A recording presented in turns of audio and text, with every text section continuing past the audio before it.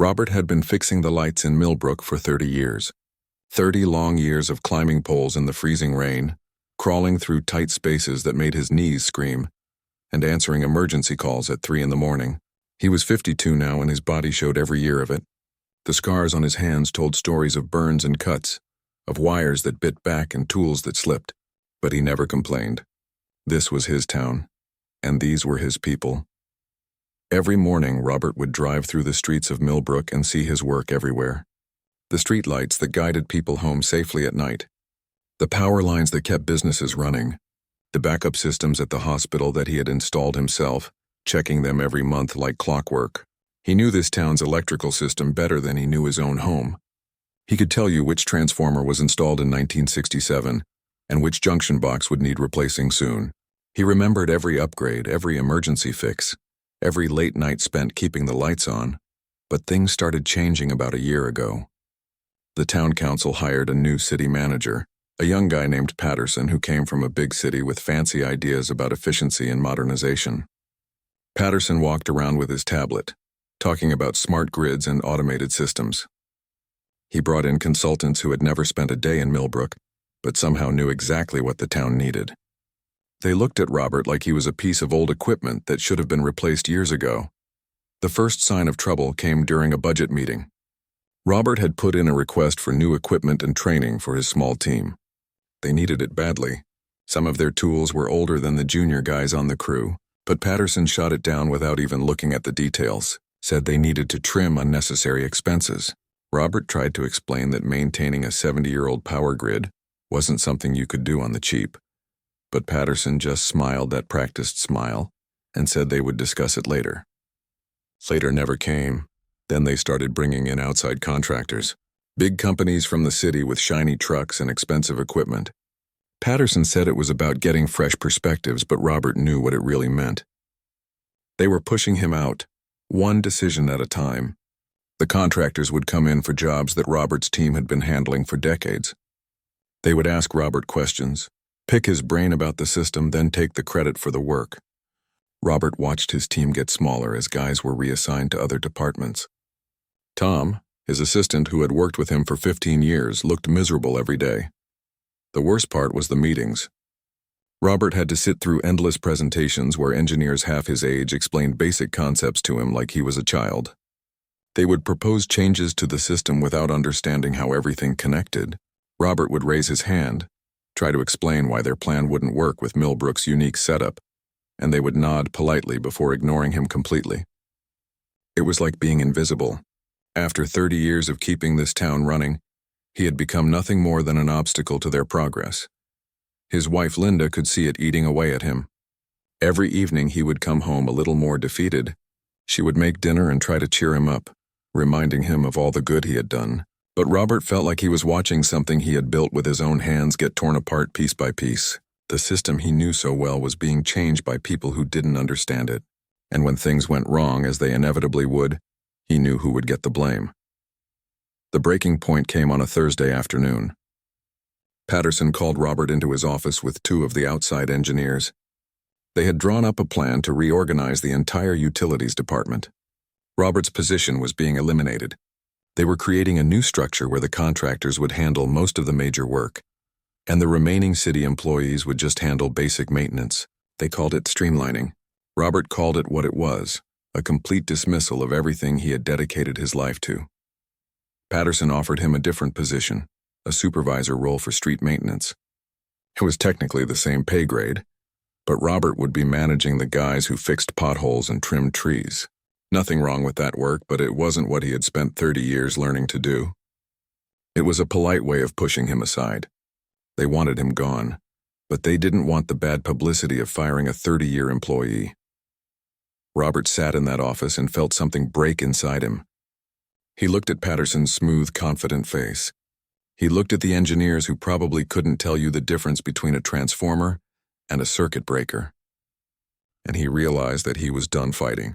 They didn't value his experience. They didn't respect his knowledge. They saw him as an expense to be cut, not as the person who had kept their town running through ice storms and heat waves, through budget cuts and equipment failures. He stood up from the chair and said he needed some time to think about their offer.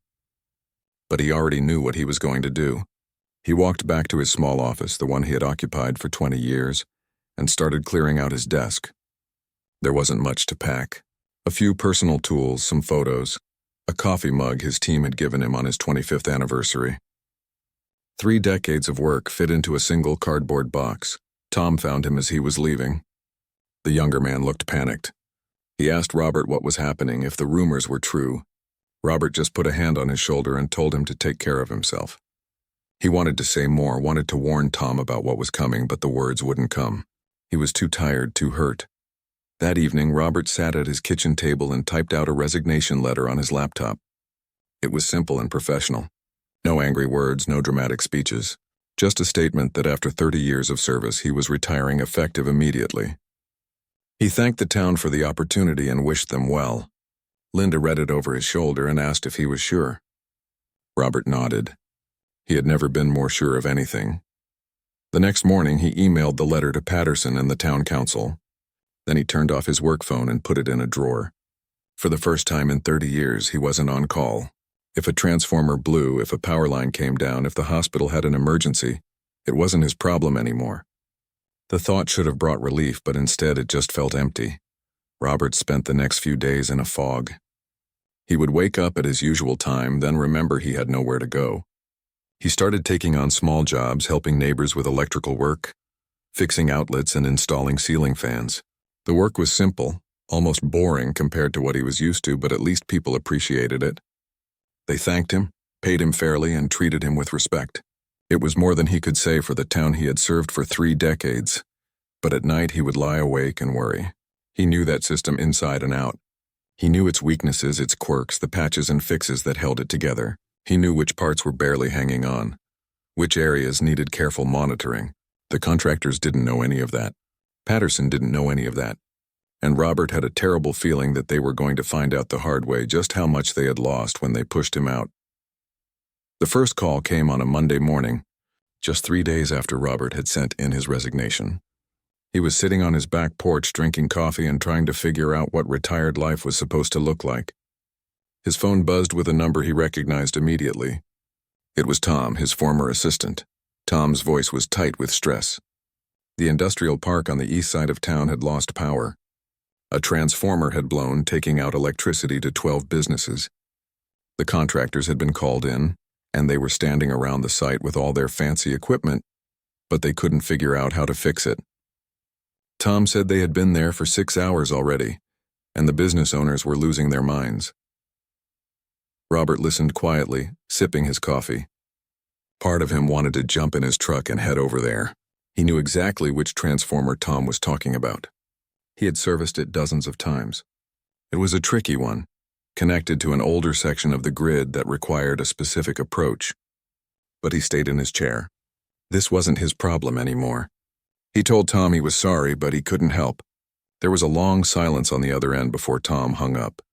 The fix that should have taken Robert 4 hours ended up taking the contractors 2 full days. Robert heard about it from his neighbor, who owned one of the affected businesses. The man had lost thousands in productivity, and he wasn't shy about expressing his frustration. He asked Robert why he wasn't out there fixing it.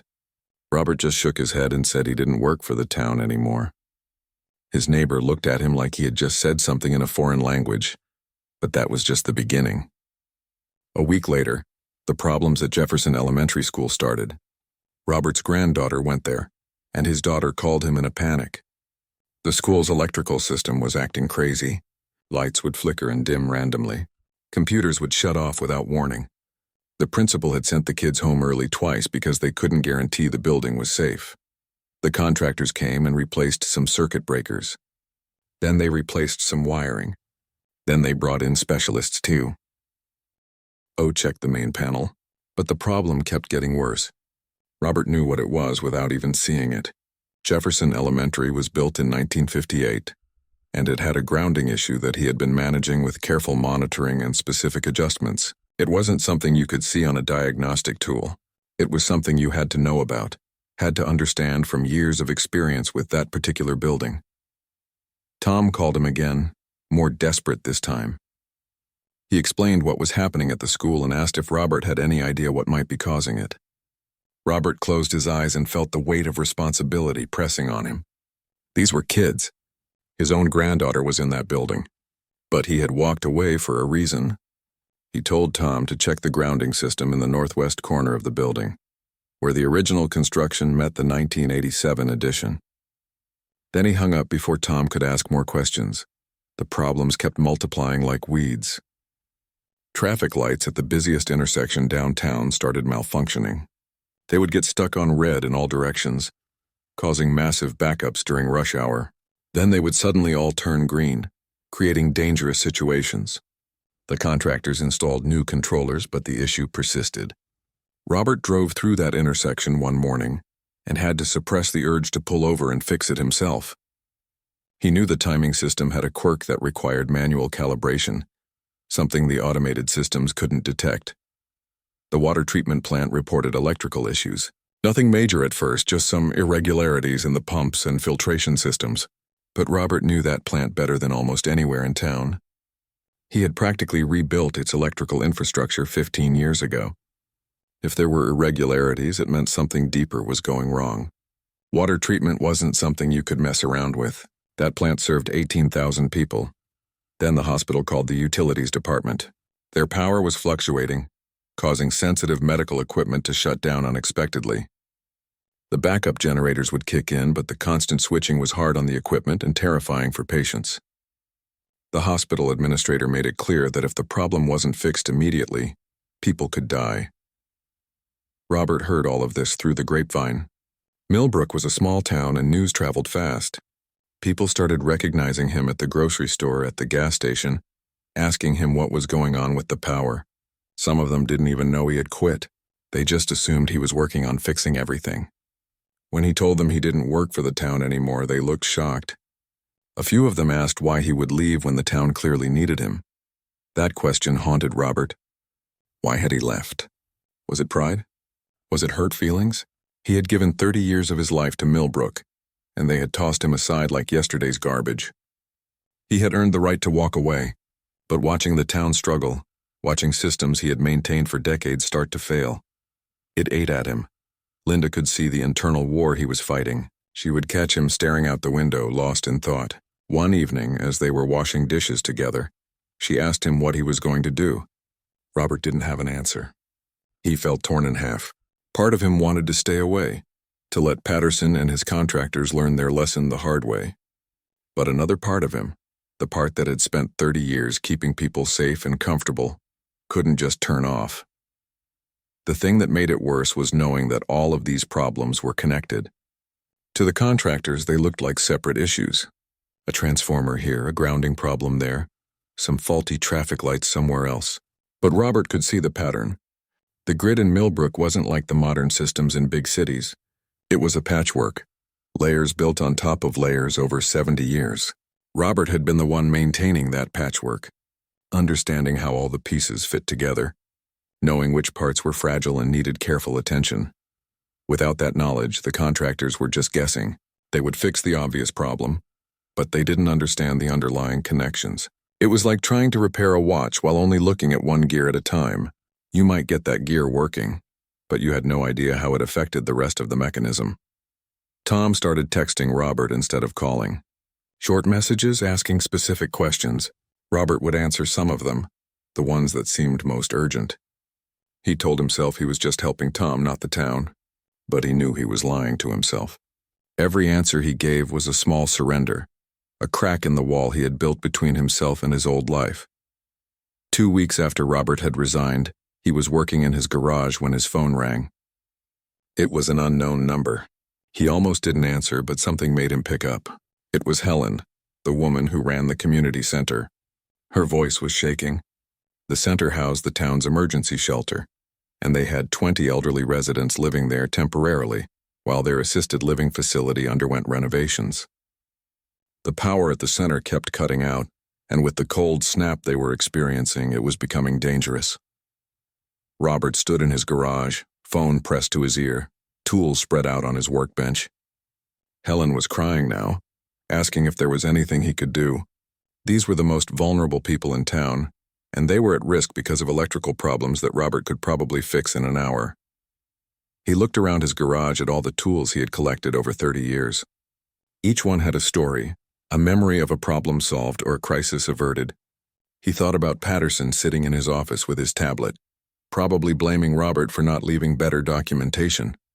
He thought about the contractors scratching their heads over systems they didn't understand. And he thought about 20 scared elderly people sitting in the cold, wondering if anyone was going to help them. Robert told Helen he would be there in 20 minutes. As he loaded his tools into his truck, he knew this was just a temporary fix. The real problem wasn't one malfunctioning system. It was the slow-motion collapse of an entire infrastructure that only one person truly understood. And that person had been pushed away by people who thought experience didn't matter as much as modern efficiency. The question wasn't whether Robert could help. The question was whether anyone would listen before it was too late. It happened at 3:47 in the morning on a Tuesday. Robert was sound asleep when his phone started buzzing on the nightstand. Not his old work phone, which was still sitting in a drawer somewhere, but his personal cell. It was Tom, and his voice was panicked in a way Robert had never heard before. Downtown was dark. Completely dark. Not just a few buildings or a neighborhood, but the entire historic district and everything connected to it. 60% of Millbrook had lost power, and nobody could figure out why. Robert sat up in bed, his mind immediately racing through possibilities. Linda was already awake, watching him with worried eyes. She knew that look on his face. He asked Tom what had failed, and Tom said they didn't know. Everything just went dark all at once. The contractors were on their way, but they had no idea where to even start looking. But Robert knew. Even before Tom finished talking, Robert knew exactly what had happened. Junction Box 7 in the old downtown district had finally given up. He had been warning the city about that junction box for 5 years. It was original equipment from 1962, buried under the street at the intersection of Main and Oak. Robert had been nursing it along with careful maintenance and prayers, but he had told Patterson and the council repeatedly that it needed to be replaced. They had put it on the list for next year's budget. Then next year came and it got pushed to the following year. Then the following year it got pushed again. Now it had failed. And because of how Robert had configured the grid over the years to work around various weak points, that one failure had cascaded through the system like dominoes falling. The contractors wouldn't know about those configurations. They weren't written down anywhere. They were in Robert's head, learned through 30 years of trial and error and emergency fixes. Robert got dressed in the dark, moving on autopilot. Linda asked if he was going down there, and he said he had to at least look. She didn't try to stop him. She just told him to be careful and handed him his thermos filled with coffee. The drive downtown was eerie. Every street light was out. The traffic signals were dead. The only light came from headlights and the occasional flicker of a candle in a window. Robert could see the glow of the contractor's work lights 2 blocks away, clustered around where he knew Junction Box 7 would be. He parked a block away and walked over. There must have been 15 people standing around, all looking confused and frustrated. Contractors with their diagnostic equipment, Tom and 2 other guys from the city crew, and Patterson himself, somehow managing to look both panicked and annoyed at the same time. Robert stood at the edge of the group watching them work. They had the access panel open and were running tests, but he could tell from their body language that they were lost. One of the contractors was on the phone with someone, probably his supervisor, describing what he was seeing. Another was checking printouts, comparing them to the equipment in front of him. Tom saw Robert first. His face lit up with relief and he started to walk over, but Robert shook his head slightly. He wasn't here to take over. He was just here to watch. Tom's face fell, but he understood. Hours passed. The contractors tried everything they could think of. They replaced components, rerouted circuits, brought in more equipment, but the power stayed off. As the sun came up, the full scope of the disaster became clear. The hospital was running on backup generators that were only designed for short-term use. The water treatment plant had shut down automatically when it lost power, which meant water pressure was dropping across the entire affected area. Schools were closed. Businesses couldn't open. Traffic was a nightmare without signals. Robert watched it all unfold from his truck parked where he could see the worksite. He knew he could fix this. It would take time and it wouldn't be easy, but he understood the system in a way these contractors never could. Every fiber of his being wanted to jump in and take over, but his pride held him back. They had pushed him out. They had made it clear his experience didn't matter. Now they were paying the price for that decision. By midday, the situation had gotten desperate. Robert went home to check on Linda and charge his phone. The news was all over it. People with medical equipment at home were being evacuated. The grocery stores were scrambling to save their refrigerated inventory. One of the factories on the edge of town had shut down completely, sending 200 workers home without pay. Robert's phone wouldn't stop ringing. Neighbors, friends, people he hadn't talked to in years, all calling to ask what was happening and if he could fix it. He stopped answering after a while. What could he say? That he could probably fix it, but nobody had asked him to? That he was sitting at home while the town suffered because his feelings were hurt? That evening, Linda found him in the garage, just sitting on his workbench staring at his tools. She didn't say anything at first, just sat down next to him. After a long silence, she asked him what he was thinking. Robert told her the truth. He said he felt like he was being torn apart. Part of him wanted them to suffer, wanted Patterson and the council to understand what they had lost when they pushed him aside. But another part of him was in agony watching people suffer when he could help them. Linda took his hand. She reminded him why he had become an electrician in the first place. It wasn't for recognition or respect or even for a paycheck, though those things were nice. It was because he wanted to help people. That had always been who he was. The question wasn't whether the town deserved his help. The question was whether he could live with himself if he didn't offer it. Robert knew she was right, but it didn't make the decision any easier. He had given 30 years to this town, and they had treated him like he was disposable. Why should he come running back now just because they needed him? What had changed except the fact that they had finally realized their mistake? His phone rang again. This time it was his daughter. She was crying. The power outage meant the school had been closed for 2 days now, and with both her and her husband working, she didn't know what to do with the kids. But more than that, she was scared. The whole town felt like it was falling apart. People were frightened, frustrated, and starting to turn on each other. She asked her father if there was anything he could do. Robert closed his eyes and felt the last of his resistance crumble. This wasn't about Patterson or the city council or the contractors. This was about his daughter and his granddaughter and all the other families in Millbrook who were suffering through no fault of their own. They hadn't pushed him out. They were just regular people trying to live their lives. That night, Robert couldn't sleep. He lay in bed staring at the ceiling, thinking about Junction Box 7 and all the interconnected systems that had failed because of it. He thought about the path the cascade had probably taken, which circuits would have overloaded, which safety systems would have kicked in. In his mind, he traced the entire grid, seeing it like a map only he could read. Around midnight, Linda heard him get up. She found him in his office drawing diagrams on paper, making notes about what would need to be done to restore power safely. He wasn't just planning a quick fix. He was planning a complete restoration, one that would identify all the weak points and address them properly. Linda watched him work for a moment, then asked if he had decided to help. Robert didn't look up from his diagrams. He said he hadn't decided anything yet, but if he were going to help, this is how he would do it. Linda smiled and went back to bed, knowing her husband had already made his choice even if he wasn't ready to admit it yet. The third day of the blackout dawned with Millbrook in chaos. The hospital was getting desperate. Their backup generators were running low on fuel, and getting more delivered was complicated with the traffic problems. Several elderly residents had been hospitalized due to the stress and lack of climate control. The mayor's office was being flooded with calls from angry citizens demanding answers. Robert sat at his kitchen table, his diagrams spread out in front of him, and waited. He knew what was coming next. The only question was how long it would take them to swallow their pride and ask. Mayor Patricia Chen had been in office for 6 years, and in that time she had handled floods, budget crises, and even a small tornado. But nothing had prepared her for this. She sat in the emergency operations center on the third evening of the blackout, watching her town fall apart on the screens in front of her. Live feeds showed lines at the few gas stations still operating, crowds at the emergency shelters, and the hospital's administrator giving another press conference about their dwindling generator fuel. The contractors had worked around the clock for 3 days, and they were no closer to restoring power than when they started. Every time they thought they had found the problem, Fixing it revealed another issue underneath.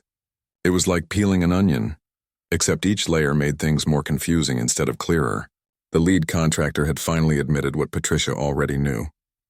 They needed someone who understood the system from the inside out. They needed Robert. Patterson sat in the corner of the operations center, looking like he had aged 10 years in 3 days. The man who had been so confident about modernizing and streamlining now wouldn't meet anyone's eyes.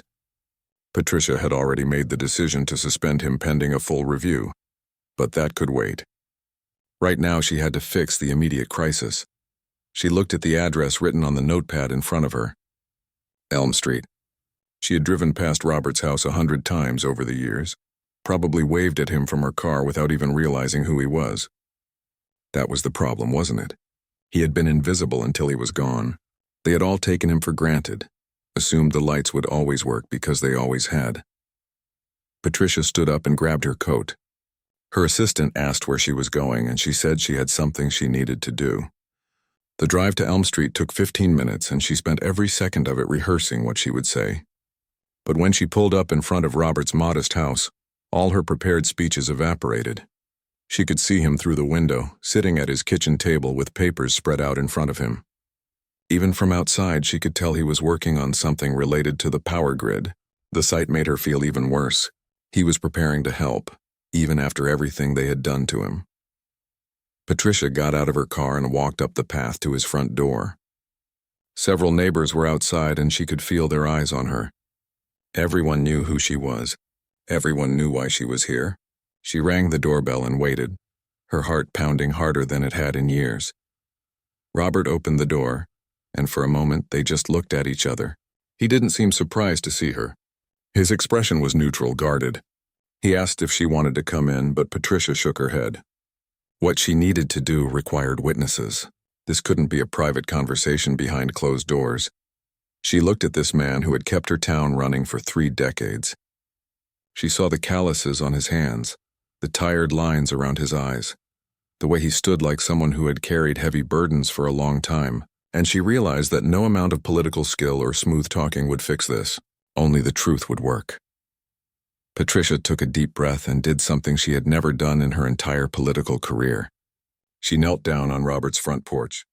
The concrete was cold and hard under her knees, but she didn't care. She heard gasps from the neighbors watching, heard someone's phone camera click, but none of that mattered. She looked up at Robert and started talking. Her voice shook, but she pushed through it. She told him that she had been wrong, that the entire administration had been wrong. They had treated him like he was disposable when he was actually irreplaceable. They had valued efficiency over experience, youth over wisdom, and now the whole town was paying the price for their arrogance. She told him about the hospital, about the elderly woman who had died yesterday from complications related to the loss of power, about the businesses that were losing everything, about the families struggling without water, without heat, without the basic services that Robert had kept running flawlessly for 30 years. But more than that, she admitted something that was harder to say. This wasn't just about a power outage. It was about respect, about recognizing that some things couldn't be measured on a spreadsheet or replaced with a consultant from the city. Robert H. had been the guardian of something precious, the institutional knowledge that held the town together, and they had thrown it away because it didn't fit their idea of progress. Patricia's voice cracked as she told him she wasn't here as the mayor asking an employee to come back to work. She was here as someone who had helped destroy what he built, begging him to save the people who depended on it. She had no right to ask, and she knew it. But she was asking anyway because she had nowhere else to turn. Robert stood there looking down at her, his face unreadable. Patricia waited, still on her knees, not knowing if he would tell her to leave or slam the door in her face or just stand there in silence until she gave up and walked away. The neighbors had gotten quiet. Even the wind seemed to have stopped. The only sound was a dog barking somewhere down the street. Patricia felt more exposed and vulnerable than she ever had in her life, and she realized that was exactly what this moment required. Robert had been made to feel small and worthless. The only way to reach him now was to make herself equally small, to show him that she understood the gravity of what had been done to him. Finally, Robert spoke. His voice was quiet, controlled. He told her to stand up. Patricia did, her knees protesting after kneeling on the hard concrete. She brushed herself off, trying to hold on to some shred of dignity, but knowing that dignity was exactly what she had just surrendered. Robert looked past her at the neighbors watching, then back at her. He said he needed time to think. Patricia nodded, understanding that this was the best she could hope for right now. She thanked him for listening and turned to leave, but Robert called her back. He asked her a question. If he did come back, would anything actually change? Or would this just be a temporary emergency measure before everything went back to the way it was? Would Patterson still be making decisions? Would the contractor still be in charge? Would his experience and knowledge be valued? Or would he just be a Band-Aid on a wound that would keep bleeding? Patricia looked him in the eye and told him the truth. Patterson was already suspended. The contract with the outside company was being reviewed. But more than that, she promised him that if he came back, it would be on his terms. Full authority to rebuild the department the way he thought it should be run. Proper funding for equipment and infrastructure. And most importantly, respect for the knowledge and experience that he and his team brought to the job. She told him she would put it all in writing, make it a binding agreement with the city council. But even as she said it, she knew that wasn't what Robert really needed to hear. Promises from politicians were cheap. What he needed was to believe that something had fundamentally changed, that this crisis had taught them a lesson they wouldn't forget. Robert listened to all of this without changing his expression. When Patricia finished, he simply nodded and said again that he needed time to think. This time she didn't push. She walked back to her car, feeling the weight of every eye on her back. As she drove away, she looked in her rearview mirror and saw Robert still standing in his doorway, watching her leave. She had done all she could. The rest was up to him. That night, Robert sat with Linda in their living room. The house was dark except for candles and a battery-powered lamp. They had been without power for 3 days like everyone else, though Robert had made sure their house was as comfortable as possible under the circumstances. Linda asked him what he was going to do. Robert was quiet for a long time. He told her about a moment from 20 years ago when a massive ice storm had knocked out power across half the county. He had worked for 48 hours straight in freezing conditions, barely sleeping, living on coffee and determination. At one point, he had been up on a pole in the middle of the night, his hands so cold he could barely feel them, and he had looked down at the dark town below him.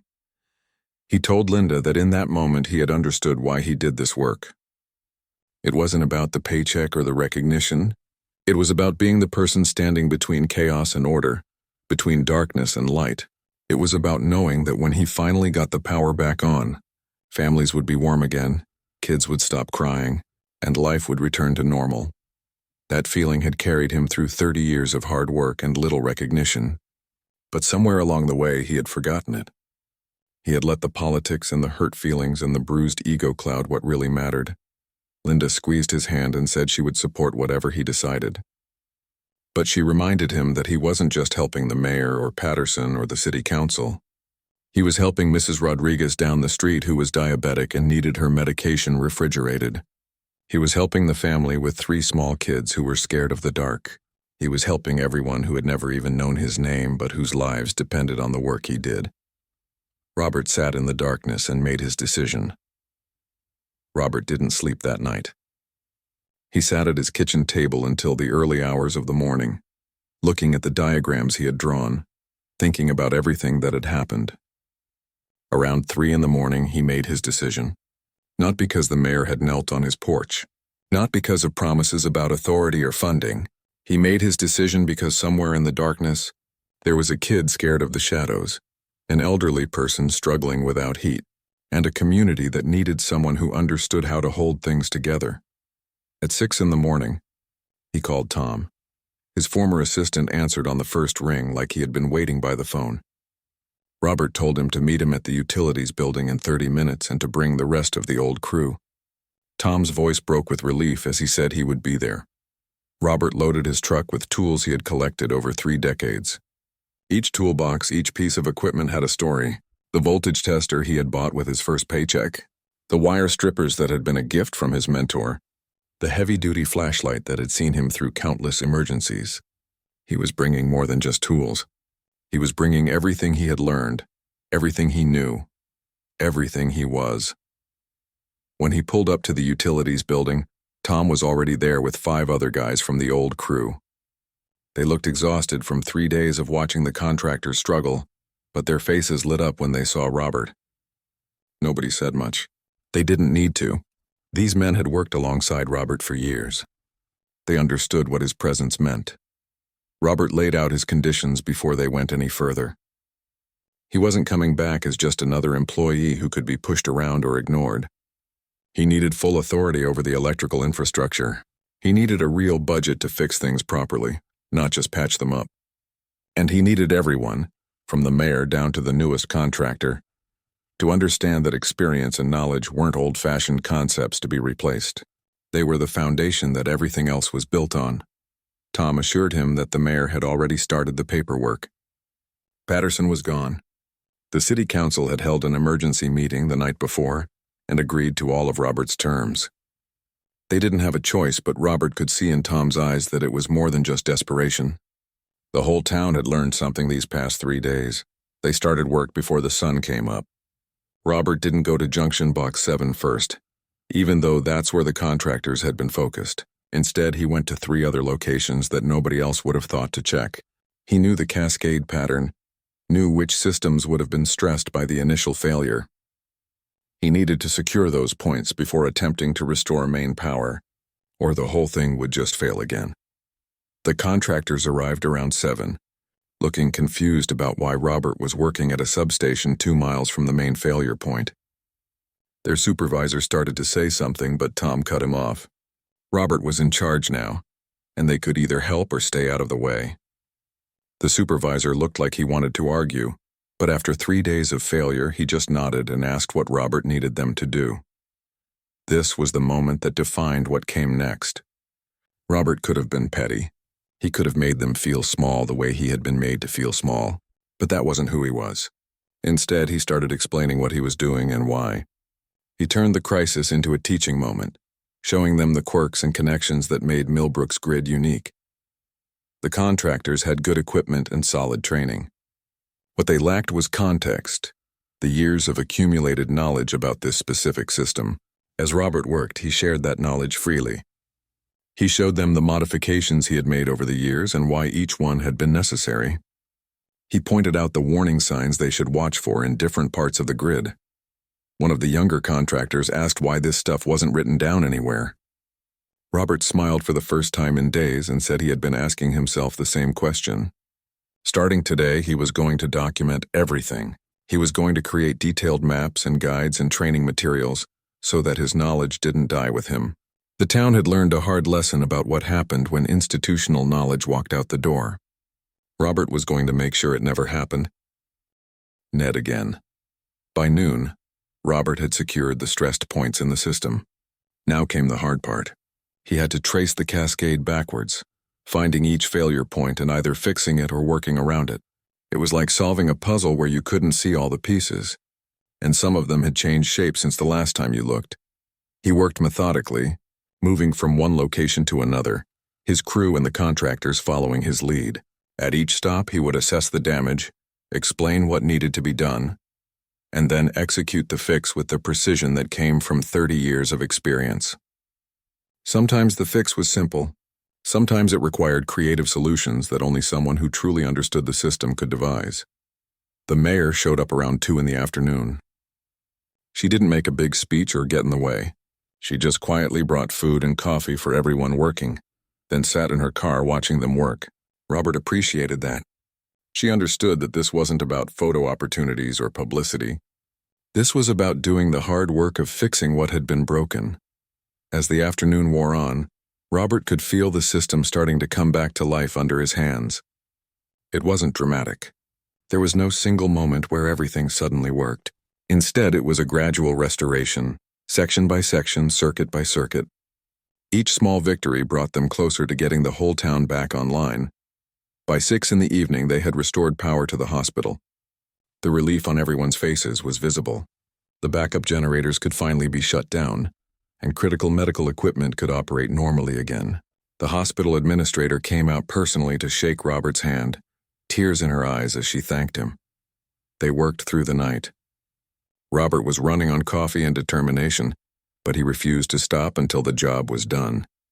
Around 3 a.m, 18 hours after he had started, they restored power to the water treatment plant. By dawn, most of the residential areas had electricity again. By 8 a.m, the entire town was back online. Robert stood in the middle of Main Street as the sun came up, watching the traffic lights cycle through their patterns. Red, yellow, green, simple, ordinary, beautiful. Around him, store lights were flickering on. People were coming out of their houses, checking their power, calling to their neighbors. The town was waking up again. Tom came over and put a hand on Robert's shoulder. He didn't say anything. He didn't need to. They had done it. They had brought the town back from the edge. The mayor approached them, and this time Robert was ready to talk. They sat on a bench in the small park across from the utilities building and discussed the future. Robert laid out his vision for rebuilding the department properly.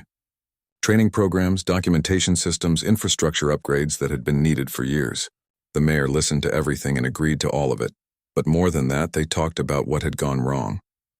The mayor admitted that they had been so focused on modernization that they forgot to value what they already had. They had seen Robert's experience as something old that needed to be replaced, rather than something precious that needed to be preserved and passed on. Robert told her about his plans to mentor younger electricians, to create a system where knowledge was shared and documented, rather than locked in one person's head. He talked about building partnerships with the contractors instead of viewing them as replacements. The new and the old working together, each learning from the other. Within a week, Robert officially returned to work, but not as the head electrician. His new title was Director of Municipal Infrastructure, and he had a seat at every major planning meeting. Patterson's position was eliminated entirely. The structure of the department was rebuilt from the ground up. With Robert's input guiding every decision, he started a training program where he would spend 1 day a week teaching younger workers about the system. He created detailed documentation of every quirk and modification in the grid. He even worked with the contractors to develop better communication protocols so that external and internal teams could work together effectively. The story of what happened spread beyond Millbrook. Other small towns reached out, asking Robert to consult on their systems. He became something of an advocate for valuing institutional knowledge and experience in an age that often prioritized the new over the proven. But the most important change was invisible to most people. It was in the way the town council approached decisions. It was in how they valued long-term employees. It was in their recognition that efficiency and progress meant nothing if you lost the wisdom and experience that made everything work. Robert never forgot the feeling of being pushed aside, of having his life's work dismissed as outdated, but he also never forgot the sight of the mayor on her knees on his front porch, or the relief on people's faces when the lights came back on. Those memories reminded him why he had chosen this work in the first place. Sometimes the most important people are the ones you never notice until they're gone. The ones who keep things running so smoothly that everyone takes it for granted. Robert had been that person for 30 years. Now, finally, he was that person with recognition, resources, and respect. But more than any of that, he was that person with purpose. And that made all the difference.